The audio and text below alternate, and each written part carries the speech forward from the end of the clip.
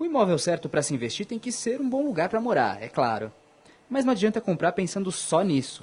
Ao contrário de quem compra para viver no imóvel, o investidor precisa saber se ele vai ter liquidez, ou seja, se é fácil de vender. E aí, nem todo imóvel onde você gostaria de viver entra nessa categoria. O Portal Exame foi ouvir o dono de uma empresa focada em imóveis para investir. Veja as dicas que ele deu. De perguntar, a sua incorporadora é especializada em imóveis para investidores, como é que funciona isso? Por via de regra, o imóvel ele só é bom para investidores quando ele também é bom para o tomador final, para o público final, não existe um sem o outro. Então, quando você compra um imóvel, você tem que pensar lá na frente quem que vai querer comprar ou alugar. Então, ele tem que ser para ambos. E quando a gente desenvolve o empreendimento, a gente já vê todas as qualidades do empreendimento para que ele seja atrativo para o investidor, em que ele busque alta rentabilidade e um bom retorno futuro. Então, eu ia dizer que hoje o imóvel no Brasil, especificamente em São Paulo, ainda está muito barato. Você acha que está barato? Porque as pessoas, quando vão comprar, têm a impressão de que está caro. E de que, ele subiu, ele realmente teve uma valorização. Tá difícil comprar. O período pós-crise, o metro quadrado, a gente pensa por metro quadrado, né? Então ele sofreu um acréscimo bastante significativo. Mas mesmo assim ele ainda está barato. Hoje é uma escassez muito grande de terrenos, principalmente nas áreas nobres. Você tem um trânsito que é praticamente insuportável em São Paulo, o que é um fator determinante para que as pessoas tenham que se mudar, tenham que adquirir novos imóveis.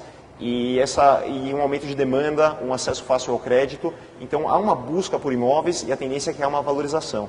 Então, quando você pega Manhattan, citando como exemplo, outras metrópoles como Londres, Tóquio, mas focando em Manhattan, por exemplo, há uma escassez, você tem um espaço totalmente limitado, uma ilha com um poder aquisitivo monstruoso.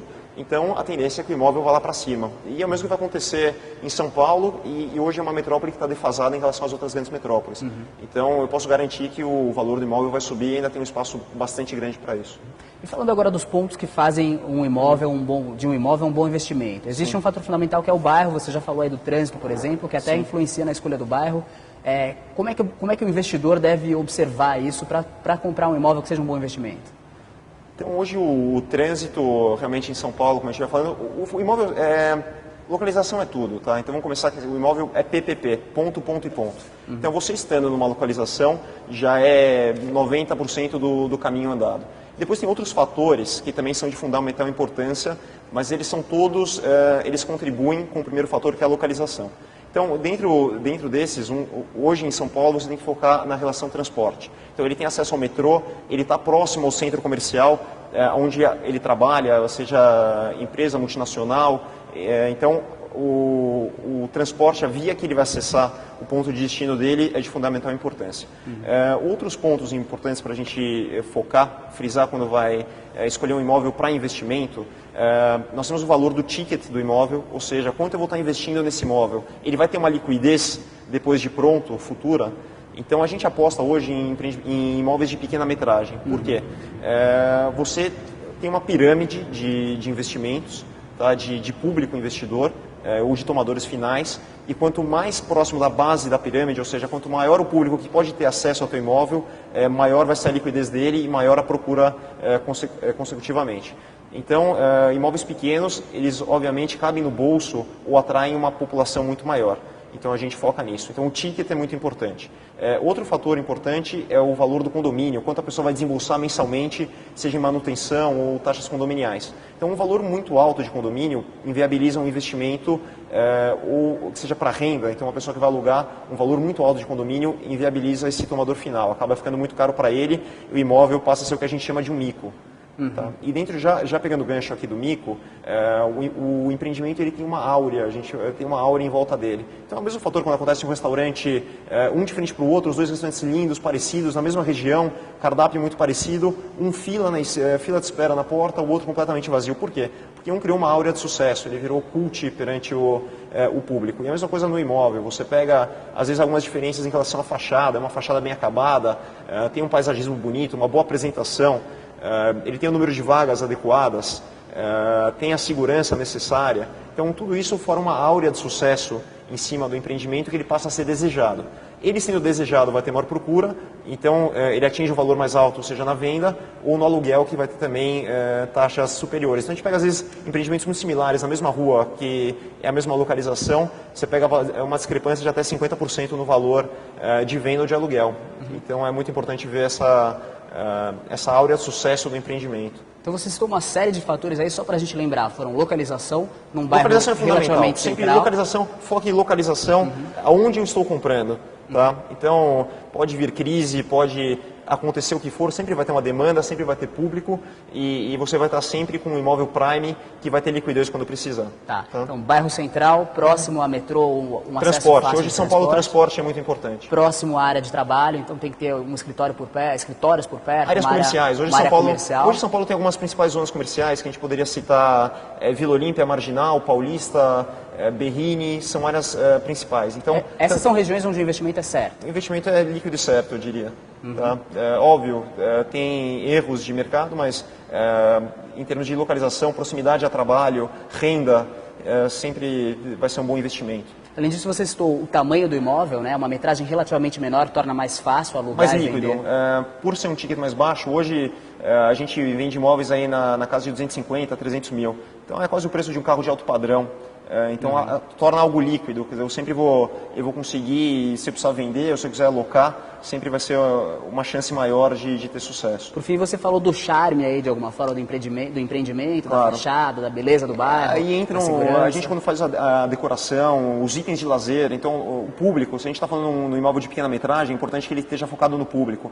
Então tem um lounge, tem uma raia, tem uma bela academia, então também pensando na praticidade pro locatário, quer dizer, ele vai querer fazer uma academia, não vai querer se locomover, então tudo isso conta bastante na hora de rentabilizar o seu investimento.